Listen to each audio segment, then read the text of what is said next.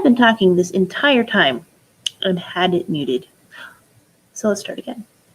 I'm Sharon. I'm the Makerspace librarian here at the Rawlings Library, and today's Maker Mania program, thanks for joining us, is brought to you by me. And now, of course, I left one of my computer's sound running, and then we'd get an echo. It's a mess. Thank goodness it's Friday. All right, well, we're going to be doing some chromatography experiments where we split ink into its composite colors and do a little bit of discussion about how our eyes see color and pigment gradients. So watch along, enjoy it. I will mute myself now, so hopefully I remember to unmute it when I come back to you. All right, let me get that video going for you. Give me 1 second.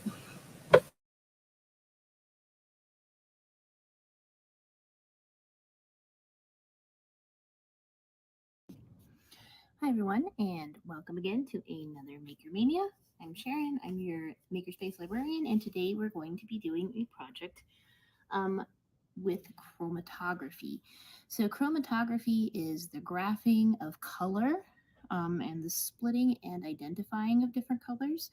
And so what we're going to do today is a really simple project that you can do at home where you can split some colors into their composites, or the things that make them up. And the way that you can do that and see what makes up a color is really simple. So today, to do our project, I've got these 2 jars. You can use baby food jars. These are just some jars I happen to have in the makerspace. And I filled them up a little bit, about to right here, with water. And then I have some coffee filters. Here we go. Coffee filters. Here. And I'm also going to be using washable markers. So what we're going to be doing today is using water and coffee filters to split a color into its component colors. So some of that has to do with the way our eyes see color.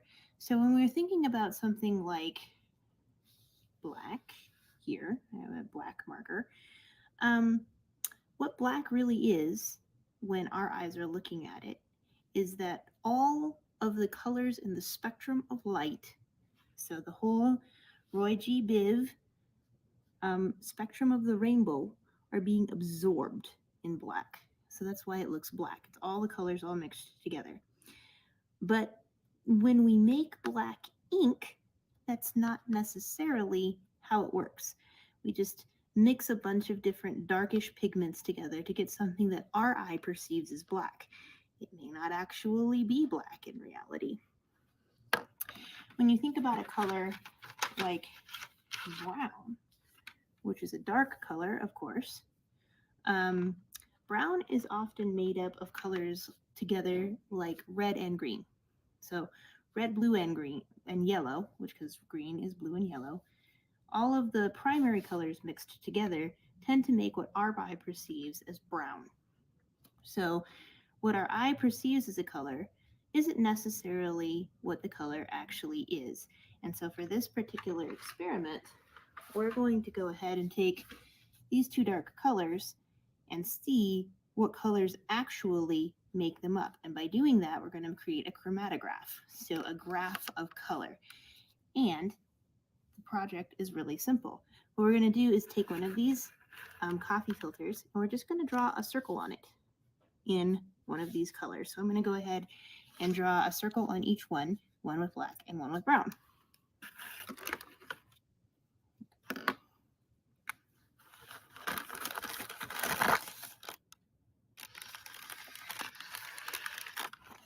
Just a circle. What you're wanting to do is leave some space in the middle and just make that circle. So there's my black circle.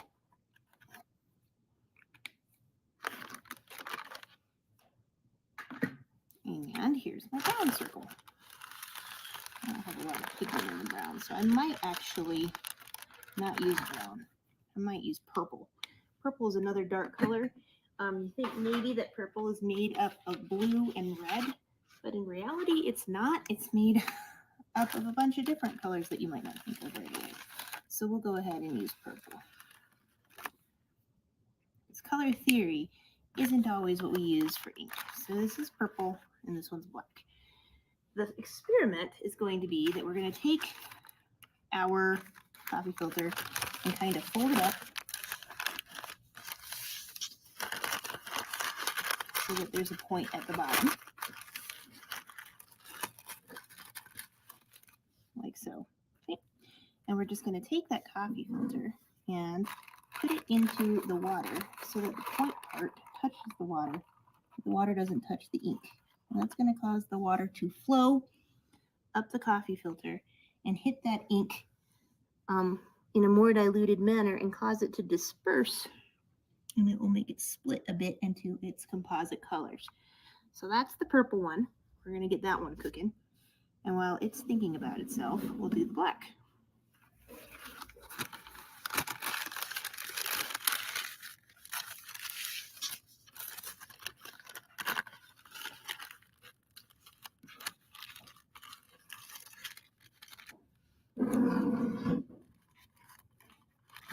Make sure that you put the point in the water, but not so much so that the water touches the ink. It'll be a little tricksy to get it, but there we go. That one's doing it too. Okay.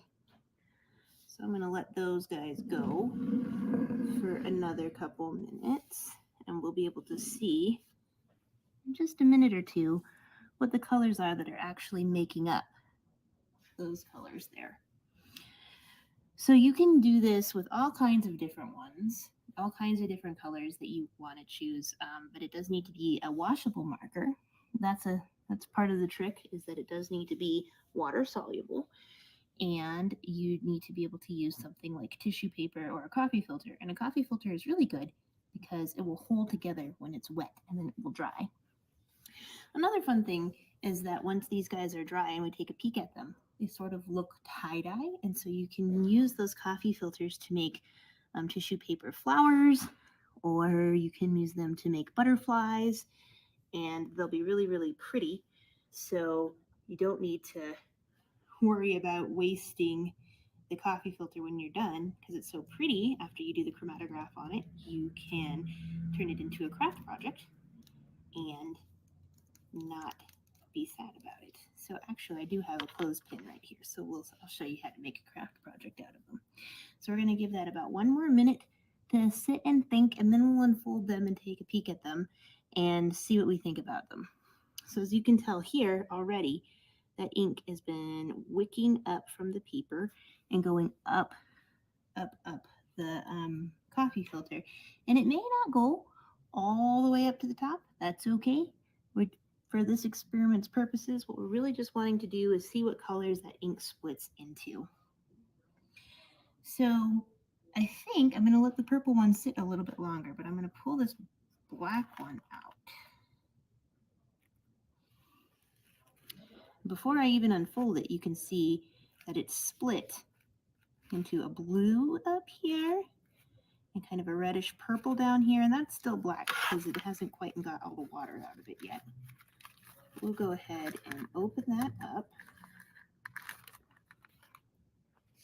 And I'm going to dump the extra water out of it just real quick, and we'll take a peek at this chromatograph that we have. Okay, so you'll notice that the color did split.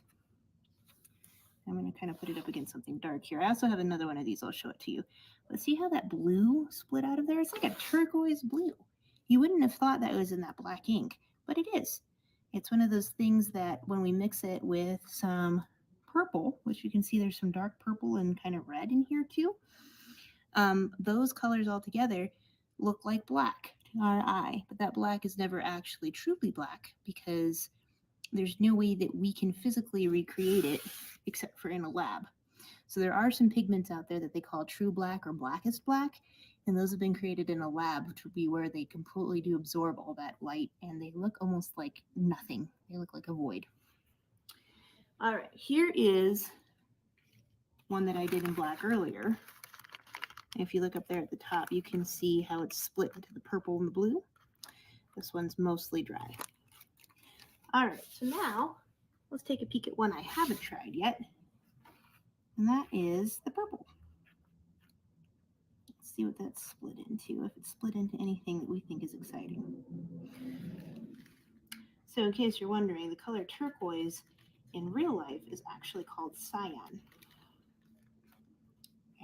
cyan is a very big color component for making lots of different ink. So let's look at this one. Now, if you look here, you can see that the purple up here has split into pink or magenta, and that's a really common pigment that people use to achieve purple when you mix it with, believe it or not, a really dark blue and a really dark red. And I did actually draw some brown on here too, if you recall. It just didn't come out real well. So that's what that split here is, with a kind of yellowish and orange color. So there's a couple of different pigments that we chromatographed out here. Now, if you're paying attention and you want to make this into a really pretty craft that looks tie-dye and lovely, you can do multiple colors. And what's interesting too is that there is actually a thing called pigment density.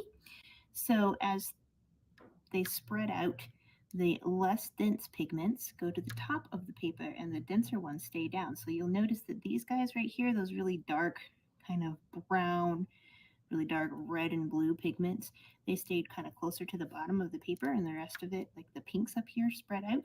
That's due to the pigment density. So it's a lot of fun to practice, maybe doing like a green and then a pink on top of each other, and see which one of them gets to the edge of the paper first, because then you'll talk about pigment density. All right, so the way that you would turn them into a butterfly is pretty simple. You take your paper and kind of just accordion fold it until it looks neat and orderly, and it goes like that. You take your clothespin and clip it right down the middle. And if you happen to have some let's see, what am I trying to say? If you happen to have some head cleaners, it really makes it cute. Then you can make yourself a really cute little chromatograph density butterfly. Ta-da! Just like that. I hope you guys enjoyed our experiment today. I hope you learned a bit. Here's our other black one. I just wanted to show that to you right before we left. It's look at all that blue that's in there. Isn't that funny? The blue and then the red down here. That's how they're making black. All right, everybody. Hope you enjoyed it. Hope you had fun. Hope you tried it at home. If you do, take pictures and send them to me. And until I get to see you again in person, stay safe, stay healthy, and keep making. Have a great day, guys. Bye.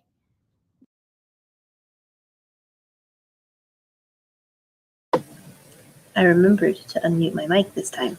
So there you go. There's our experiment, and our chromatographs that we made are actually dry now. So it's going to show you. Here's the, let's see, get this up the camera here. It's not the greatest lighting, sorry. The purple one, and in my light, the edges of it are bright pink. The inner parts are bright orange, and the middle is kind of a reddish with a little bit of blue spat out. So that's a really cool final dried product of the purple chromatograph. And then I also have the black one again. I really like the way that this one chromatographs, I guess. Is that a word? I don't know. Out, because I've got that really pretty blue, and then there's red and purple in the middle. So not what you would think would come out of a black magic marker, but there you go. Thanks for joining us today. I hope that you guys will join us again in 2 weeks. I will be on vacation for the next 2 weeks, so I will not be here, but in 2 weeks we'll have some more awesome videos from me and other makers here in Pueblo. So until I get to see you again, stay safe, stay healthy, keep making, and yay spring. So excited. Make some chromatograph butterflies and hang them around your house to celebrate. Have a great day, everybody. Bye.